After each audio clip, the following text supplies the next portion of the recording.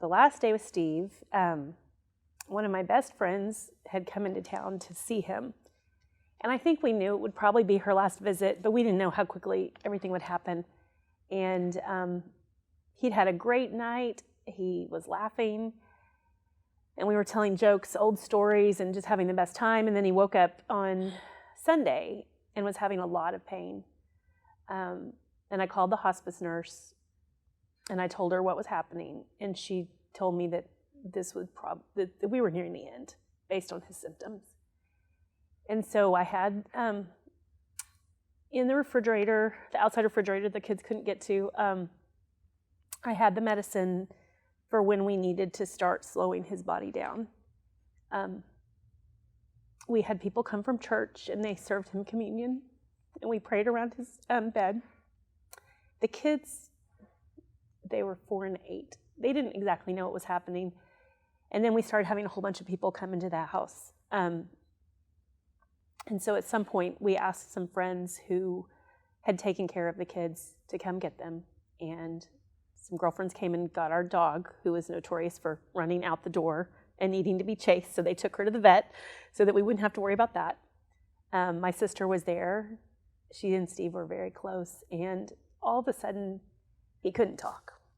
So his voice had been fading. And my sister, who's so creative and brilliant, she wrote out the alphabet because you could tell he wanted to communicate.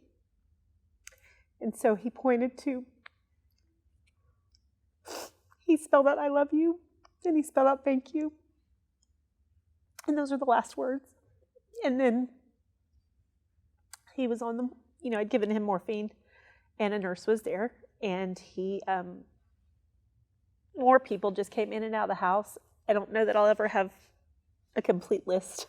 It's kind of a blur. And we just sat in our bedroom, and people laughed and told Steve stories, and he was still there, just couldn't communicate. And the kids were back at the house, and they were asleep. And his mom was sleeping in my bed, which, at this point, Steve was in a hospital bed. So she was sleeping in the twin bed. The nurse was in a chair, and I was in the hospital bed with him. And his breathing was labored. And he took his last breath. And I just cried and cried. And Steve's mom cried. And people started coming in to say goodbye to him. And then I slept, I don't know for how long, curled up on a chair in the family room. And I woke up to this house full of people.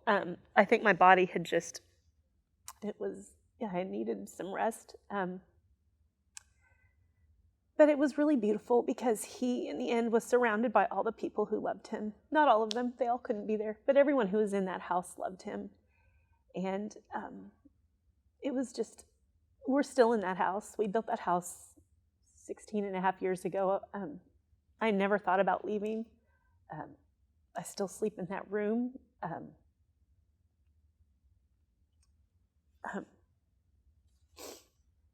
But it was a very hard day. But in the end, he was not in pain. He was in his home as he wanted. He didn't want to be in a hospital. And he was surrounded by people who loved him.